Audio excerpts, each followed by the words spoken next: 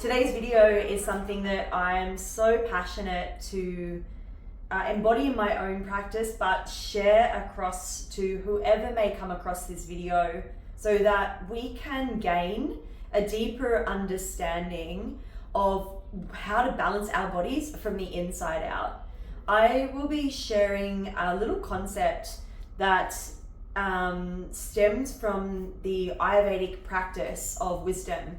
Ayurveda, being Eastern science or Eastern medicine, has been around nearly 10,000 years, and the practice of Ayurveda is something that never leaves me, and it's something that I'm so very grateful for because it has taught me how to listen to my body from the inside out, to recognize imbalances when we come across them, and then what to do very quickly to learn to regulate our bodies back into a space of equanimity.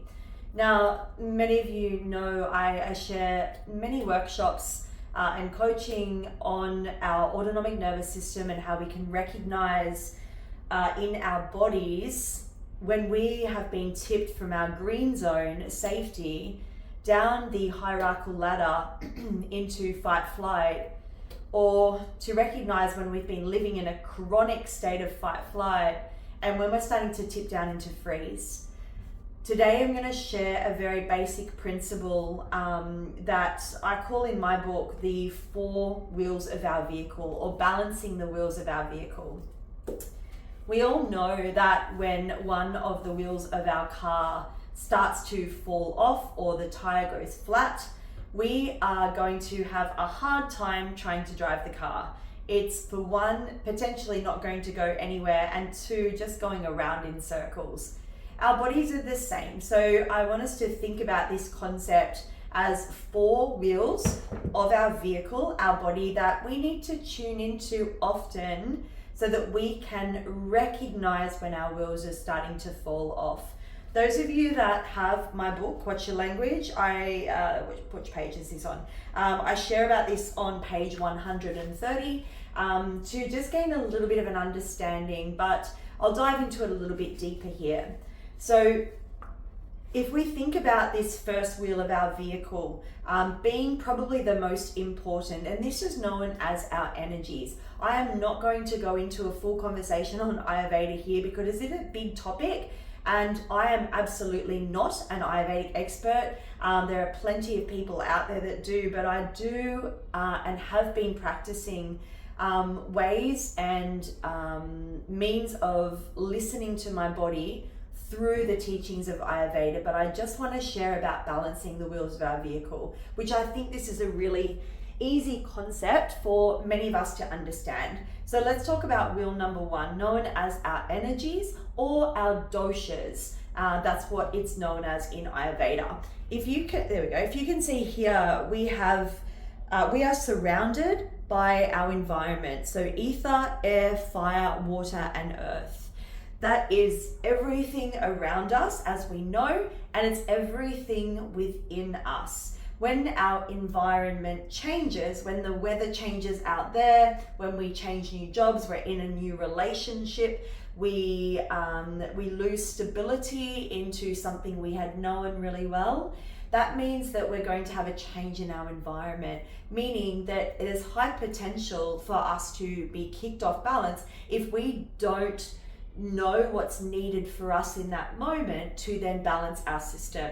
Within these 5 elements that are all around us, in the Ayurvedic system, we end up with 3 particular doshas as energy, right? These are known broadly as air, which is known as vata, pitta, known as fire, and kapha, known as earth. If you want to dive a little bit deeper into this, I highly, highly recommend looking into a practitioner here in Newcastle. His name is Joe Fairley, but there are also plenty of books that can further educate you onto the Ayurvedic system. But all we need to know here is that we have these 3 particular doshas or energies known as air, fire, and earth. Through life, that you and I experience, it's very easy to get knocked out of balance and experience too much of these energies. So maybe we are under the pump at work and we are stressed and we are under high pressure and we are experiencing a lot of doing, too many emails, we're not sleeping enough, we are really feeling the struggles and worry and doubt of the world. We might tip into a space of too much air. Things are going too fast for us. We are feeling scattered and unsettled and ungrounded. We can't concentrate, we can't think, we can't sleep. This is a manifestation of too much vata, too much air. And of course, you can see how that will completely tip your nervous system off balance. Now, the same obviously can happen with the other two energies. So too much fire in our system, which is too much perfection, too much people pleasing, too much doing, too much overworking, too much jealousy and resentment, too much anger and frustration will only elevate more fire. You're going to feel very hot-headed, very reactive all the time. You're going to feel the need to be right all the time. You'll find you'll be quite jealous. The body will be quite hot and maybe rashes and skin irritations. Things will show up. You'll be quite sweaty and be quite heated or overheated regularly. If that is, of course, something you are experiencing, then it is quite possible we are then feeling too fiery and experiencing too much of that fire energy. And that, of course, can come from external environments, as we know. We've all experienced bushfires and floods and COVID. All of those three particular experiences, I feel, were a really good example of too much air, fire, and earth. And of course, the last one is too much earth, right? We can feel stuck and stagnant. We can feel unmotivated and heavy and sluggish. We can feel like, what's the point? I don't want to get up today. And we start to then eat foods that match that. We eat foods that are highly processed and heavy and thick and dense. And we then feel stuck in the mud. That is an experience of having too much kapha energy. We just don't want to do anything. So again, a very brief conversation, but you can see how any excess of those three energies, air, fire, or earth, will start to tip your nervous system from balanced, safe, and calm, and energetic, and playful, and socially engaged down the hierarchical ladder into the space of feeling into your spinal sympathetic nervous system, which would be fight or flight. You'll feel anxious, a little bit out of control. You'll be reactive rather than responsive. Your digestive system will go whoop, and you will have self-talk that will match what your body is doing. Now, that is simply the first wheel of our vehicle. This is actually the very first things that I share in my nervous system workshops, because if we understand that, and this is what I tune into personally every day, I ask myself, I'm like, well, how am I feeling today? Am I feeling too much air, fire, or earth? What is my body doing? Is there too much heat, or am I feeling nervous and anxious and a bit scattered? How are my thoughts, and how is my dialogue? And that then gives me a present moment to tune in and ask myself the question, what I say in the book, what is it my heart needs? What do I need to do to pivot today to bring my nervous system back to a place of equanimity and balance? So it's on me to balance my own nervous system by firstly listening to my body, because we cannot control our environment, but we can control the way we see it and what we do through the day, through our movement, through our food, and through our choices. So if that first wheel, our energies, is knocked off balance, as I said, too much air, fire, or earth, then the rest of the wheels of our car are very quickly going to fall off. So the next one that is going to be affected is our dhatus, our tissues.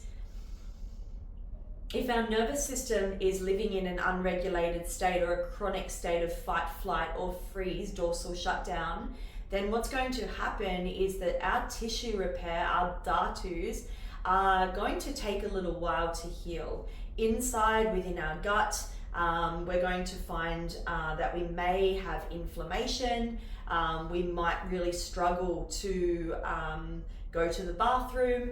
There will also be external things that won't be healing so quickly, such as skin breakouts, cuts and grazes, little things that usually wouldn't take long to heal. You'll find that if you're living in an unregulated state and the first wheel of your vehicle has fallen off, that these things will take a while to heal. If that second wheel of your car is falling off as well, your body's not healing, then your liver is really being put under the pump at this stage. Whenever our nervous system is living in a chronic state of fight, flight, or freeze, our orange or our red zones, then the liver is put under pressure. The liver is the master organ, and it's designed to clear out armor or toxicity from our body. The moment our body tips from safe to unsafe, it thinks it's running from a tiger. It has no idea you've just got an email from your boss. It has no idea you've just lost your keys in your handbag. It has no idea that you're running late for work or someone's cut you off. It truly thinks it is being chased by a tiger. Therefore, your body is trying to survive. So any healing or any toxic release that the liver does, is this process of removing toxins from the body, is not happening because it's all contracted. Now, a side note, if you happen to drink alcohol on top of an unregulated nervous system, then you're going to really struggle to lose body fat, because the body in a state of fight flight is not going to burn fat. You're not going to be able to reproduce. You're basically just trying to stay alive. The heart rate goes up, the blood pressure goes up, the adrenaline goes up, the cortisol goes up, because it is on the run, quite literally. So any fat burning in that process is not going to happen if we are chronically living in a state of fight flight. You then add alcohol into the mix, then the liver's job is to remove that first. So it slows down any work that we might be trying to do, whether it's to lose weight or to clear out toxicity, because alcohol is a toxin. If left in the body, it will kill us. So we really inhibit the journey if we do choose to drink alcohol often on top of an unregulated nervous system. So you can sort of see the wheels really starting to fall off here. So the third wheel of our car in Ayurveda, they call it our Agni, our digestive fire. So if exactly what I just mentioned, the body is working really hard to remove toxins consistently, then what's going to happen? The poor liver is just going to be like, he's going to tap out. He's like, hey guys, I'm done.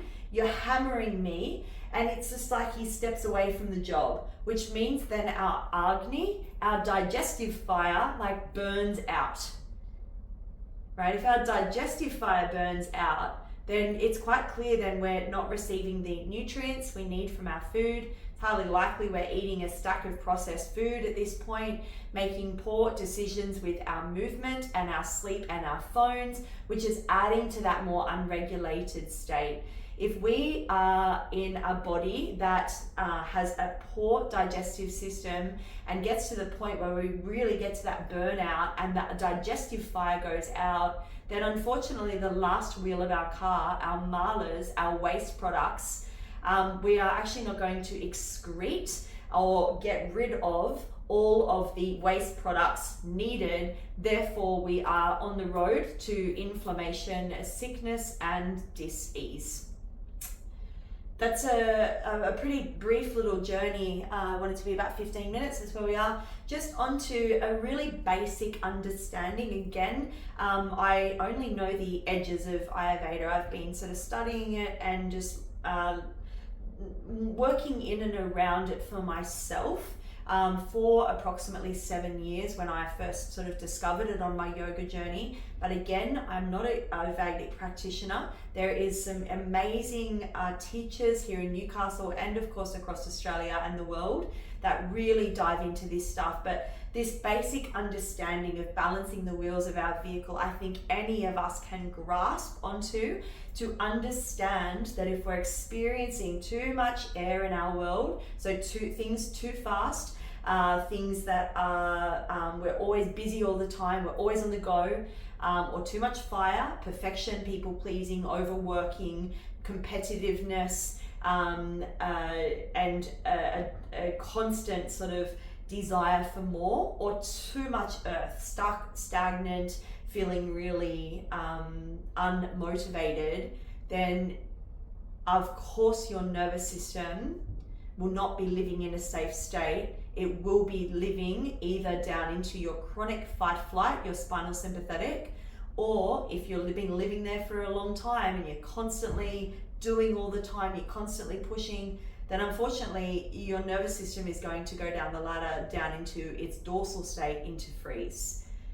If you want to know a little bit more about our autonomic nervous system and the effects of phones and social media, the effects of body editing and the overuse of filters, and what that's actually doing for not only ours, but especially our kids' mental health, I have a workshop on November 25th here at Infuse Health at Adamstown to have a conversation around what we can do to recognize when our nervous system shifts from our green zone, safety, social engagement, down into our fight flight or into our dorsal freeze state. Our freeze state and our fight flight are not bad. It is so important to understand that they are here to help us survive. But the main thing is that we need to understand is that we can't live there, and we will actually make ourselves sick if we are staying in either of those two states. So if you can just ask yourself every morning when you wake up, check into your body, say, thank you, body, we get to have today. How are you today? What is it that you need? What are you feeling in your body? What emotions are you experiencing? And if you do that first thing, I guarantee you have one of the biggest tools to bring yourself back to presence, to then choose how to pivot through your day with what you eat, what movement you do, right? And what actions you choose to partake in, so that you can then do your best to help your nervous system stay regulated, calm throughout your day, because it's going to get bumped. But if you can tune into this and how you're feeling, then you have the ability to really, really use this as a tool as you move through your day. I hope this helps. I'd love to hear if that made a bit of sense to you, or if it resonated. If you haven't got a copy of my book, What's Your Language, you can jump onto Booktopia and grab yourself a copy. It is 25% off at the moment, and I will be doing an online course for social media and the nervous system. If you are interested, let me know in the comments below and I'll get that set up for in the new year. Take it easy, and remember as always to watch your language.